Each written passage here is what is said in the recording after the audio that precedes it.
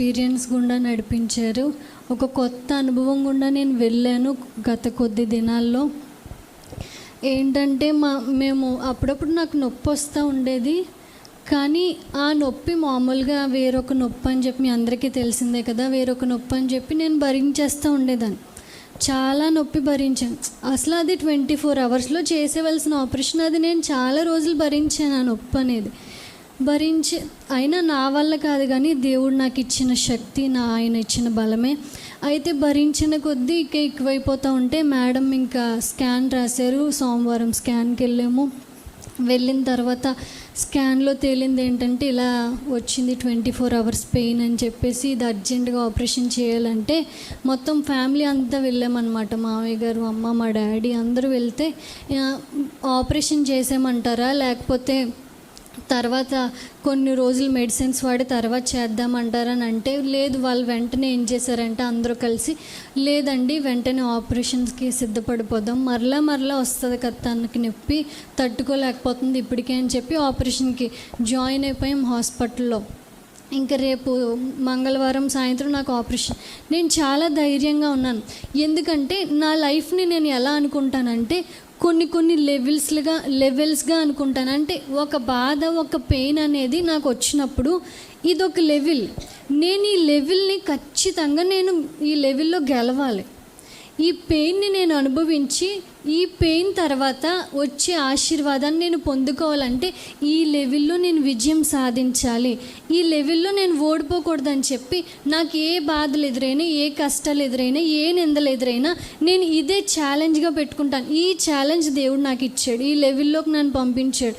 దేవా, ఈ లెవెల్ ఇప్పుడు నాకు వచ్చింది కాబట్టి నా జీవితంలో ఈ లెవెల్లో నేను బలంగా స్ట్రాంగ్గా ఉండి దీనిలో నుండి విజయం నాకు దయచే, ఈ లెవెల్ని ఫేస్ చేయడానికి నాకు బలం ఇవ్వ అని చెప్పి ఇదే ప్రార్థన చేసుకునేదానండి. ఖచ్చితంగా నేను దీన్ని ఫేస్ చేయగలగాలి, నువ్వే నాకు బలం ఇవ్వ, నువ్వే నాకు శక్తిని ఇవ్వ అని చెప్పి ఒకటే ప్రార్థన చేసుకుంటూ ఉండేదాన్ని. ఆ తర్వాత మంగళవారం సాయంత్రం ఆపరేషన్కి తీసుకెళ్ళారు. నేను చాలా ధైర్యంగా ఉన్నాను. అప్పటికే నేను చాలా ధైర్యంగా ఉన్నాను. దేవుడు ఇచ్చిన ధైర్యం మామూలుగా మీ అందరికీ తెలుసు, మామూలుగానే నాకు భయం. కానీ ఏంటో కానీ దేవుడిచ్చిన ధైర్యం. అమ్మ వాళ్ళు ప్రార్థన చేశారు అక్కడికి వెళ్ళే ముందు, మా డాడీ అమ్మ ప్రార్థన చేశారు ఆపరేషన్కి వెళ్ళే ముందు.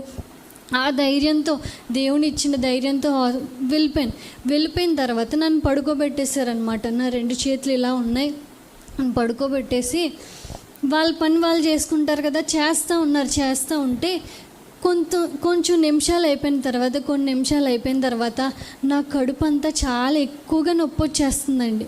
ఇంకా నాకు మత్తు పెడతా ఉన్నారు, నొప్పి వచ్చేస్తూ ఉంది. కానీ ఎక్కుతూ ఉంది, మత్తులోకి నేను వెళ్ళబోతూ ఉన్నాను. కొద్ది క్షణాల్లో చాలా భయంకరమైన నొప్పి, తట్టుకోలేకపోతున్నాను నేను. నా 2 చేతులు ఇలా వేలబడిపోయినాయి అనమాట. నాకు నొప్పి వచ్చేసి, నొప్పి వస్తే కడుపు మీద చేయి పెట్టుకుని అమ్మ అంటాం కదండి, నాకు నొప్పి వస్తుంది, నాకు తెలుస్తుంది. కానీ నాలో నుండి నేను ఏమీ ఎక్స్ప్రెషన్ ఇవ్వలేకపోతున్నాను. నా చేయి కదపలేకపోతున్నాను, నా నోరు కదపలేకపోతున్నాను. నేను నా నోట్లో గొట్టం పెట్టడానికి ఈ దవడని ఇలా పక్కకు లాగేస్తూ ఉన్నారు చాలాసేపు. ఎవరికైనా వెళ్తే వెంటనే వెళ్ళిపోతుందంట ఆ పైపు, కానీ నాకైతే ఇలా దవడ లాగేసి వేరొక పైపు, ఈ పైపు సెట్ అవ్వలేదు, ఇంకొక పైపు, ఆ దవడ ఇలా విరిగిపోతుందేమో అనిపించింది. అప్పుడు గట్టిగా అరవాలనిపించింది, కానీ అరవలేకపోతున్నాను. నా చెయ్యి ఇలా వేలబడిపోతూ ఉంటే అప్పుడు నేను అనుకున్నాను, నా చెయ్యి ఎవరన్నా పట్టుకుని నాతో చెప్తే బాగుండు, నీకేం కాదు, నువ్వు ధైర్యంగా ఉండు అని చెప్తే బాగుండు, నాకు ఎవరైనా నా చెయ్యి పట్టుకుంటే బాగుండు అనిపించింది. కానీ అలాగ నేను కళ్ళు మూసుకుని యేసయ్యా అని ఒక్క స్వరంతో నేను అడిగిన వెంటనే దేవుడు నా దగ్గరికి వచ్చి నా చెయ్యి నిజంగా అలా ఏలబడిపోతున్న చెయ్యండి గట్టిగా పట్టుకుని, అమ్మ నేను నీకు తోడున్నానమ్మా, నీకేం కాదు, నువ్వేం భయపడకు, నేను నీ ప్రక్కనే ఉన్నానని చెప్పిన వెంటనే ఆ తర్వాత క్షణం నుంచి ఏమైందో నాకు తెలియలేదు. ఆ తర్వాత అంతా కూడా ఆపరేషన్ అయిపోయింది. ఆపరేషన్ తర్వాత ఐసీకి షిఫ్ట్ చేశారు. ఐసీలో ఎవరిని ఉంచరు. కానీ దేవుడి కృప ఏంటంటే అక్కడ హాస్పిటల్ అంతా మనకు తెలిసిన వారే కాబట్టి, ఇంకా సుమా మేడం కూడా మనకు తెలుసు కాబట్టి, లక్ష్మికి వాళ్ళందరి ద్వారా దేవుడు గొప్ప కార్యం చేశాడు. ఆపరేషన్ అయిన తర్వాత ఐసీకి షిఫ్ట్ చేశారు. ఈ మధ్యలో జరిగిన ఇంకొక పెద్ద కార్యం ఏంటంటే, నాకు స్కానింగ్లో ఓన్లీ 24 hours ఆ పేగు మాత్రమే కనిపించింది. ఇంకా రక్తము గడ్డ కట్టుకుపోయింది, కనిపించలేదు. అది కనిపించలేదు. ఏమైందంటే దేవుడు కృపను బట్టి ఆపరేషన్ చేస్తున్నప్పుడు బ్లడ్ క్లాట్ కూడా కనిపించిందండి. ఈ ఆపరేషన్ అయిపోయింది, ఆ ఆపరేషన్ కూడా అయిపోయింది.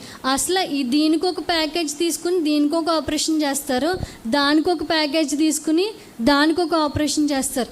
కానీ దేవుడు చేసిన కార్యం ఏంటంటే 2 సార్లు నేను తట్టుకోలేను అని చెప్పి దేవుడికి తెలిసి 2 ఆపరేషన్లు ఒకేసారి అయిపోయినాయి.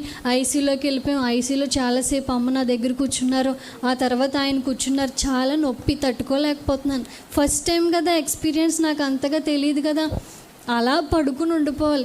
కొంచెం చిన్న మంచం ఎత్తండి అంటే ఎవరు ఎత్తకూడదంట. నువ్వు తలగడ ఇవ్వండి, తలదిండి ఇవ్వండి అంటే ఇవ్వకూడదు అంటున్నారు. నాకేమో తట్టుకోలేకపోతున్నాను. పాపం పక్క నుండి నాకు తలగడ ఇవ్వట్లేదు, ఏమివ్వట్లేదని ఈయన తిట్టేసేదాన్ని. ఈయన అలా ప్రార్థన చేసేవారు, మళ్ళీ కాసేపు పడుకునేదాన్ని. అలా దేవుడు ఆ తర్వాత ఆ రాత్రంతా నాకు తోడుగా ఉండి నాకు శక్తిని ఇచ్చారు. ఆ లెవెల్ నేను ఫేస్ చేయడానికి రూమ్కి షిఫ్ట్ చేశారండి.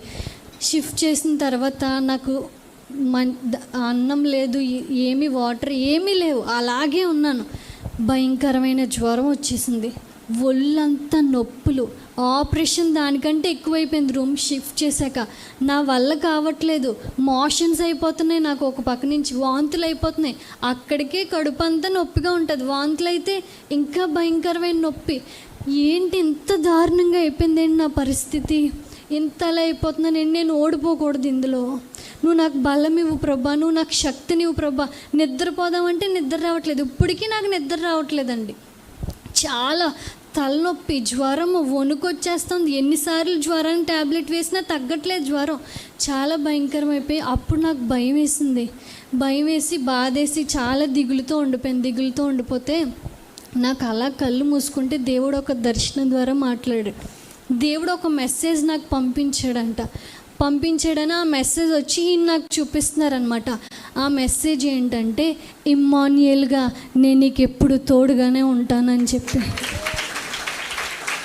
ఇమ్మాన్యుయేల్గా నేను నీకు ఎప్పుడు తోడుగానే ఉంటాను, ఎప్పుడు నీడగానే ఉంటానని చెప్పి ఒక మెసేజ్ ద్వారా దేవుడు నన్ను ఎంతగానో బలపరిచాడు. అవును, దేవుడు నాకు తోడుగా లేకపోతే నేను ఎప్పుడు ఇదే మాట చెప్తాను, దేవుడు నాకు తోడుగా ఉండబట్టే నేను ఈ లెవెల్ ఫేస్ చేసి ఇక్కడికి వచ్చి ఆయన సాక్షిగా నిలబడ్డాను. హాస్పిటల్లో ఉన్నప్పుడు కూడా అమ్మ మామయ్య గారు ఇక్కడ ప్రార్థనలు ముగించుకుని పాపం అక్కడికి ఎంత అలసిపోయినా అక్కడికి వచ్చి చాలాసేపు ఉండి రాత్రి 12 గంటలకు అలా ఇంటికి వస్తూ ఉండేవారు.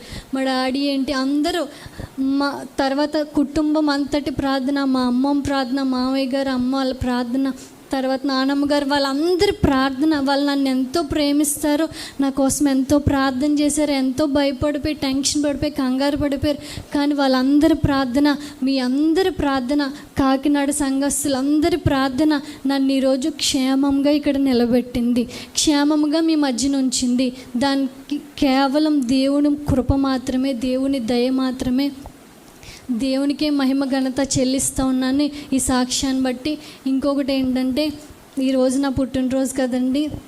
మీ అందరూ చాలామంది నాకు విషెస్ చేశారు, యూట్యూబ్లో కూడా చాలామంది నాకు చెప్తా ఉన్నారు. దాన్ని బట్టి నేను మీ అందరికీ చాలా థ్యాంక్స్ చెప్తున్నానండి. మీ అందరు నా కోసం ప్రార్థన చేస్తూ ఉన్నారు. నా లైఫ్, నా జీవితం అందరికీ చూస్తే విచిత్రంగా ఉంటుంది.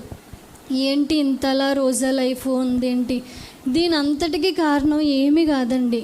దీని అంతటికీ కారణం ఏం కాదు. నేను ఇంతలా వాడబడుతున్నానన్నా, నేను ఇంతలా పాట పాడుతున్నానన్నా, ఏం చేస్తున్నానన్నా దాని అంతటికీ కారణం దేవుడి కృప. అయితే తర్వాత మా మమ్మీ డాడీ అండి. ఎందుకంటే నన్ను చిన్నప్పటి నుంచి చాలా భయభక్తులతో పెంచారు. చాలా వాళ్ళ నీతి, వాళ్ళ భక్తే నాకు ఇంత ఆశీర్వాదానికి కారణమైంది.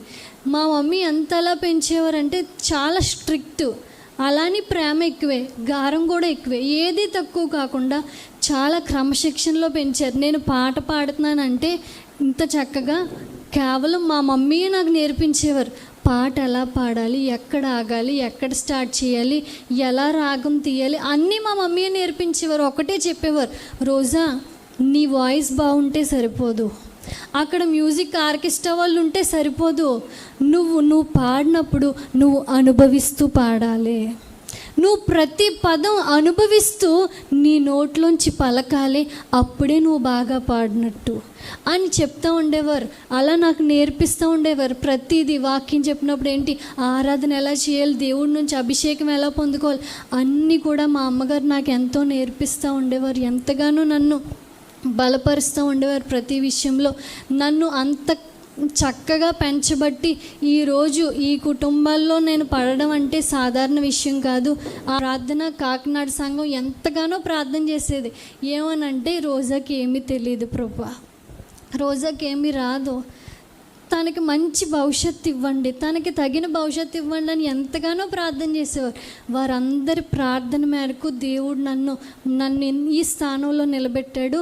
దాన్ని బట్టి సమస్త మహిమ ఘనత దేవునికే కలుగునుగాక. ఆమేన్.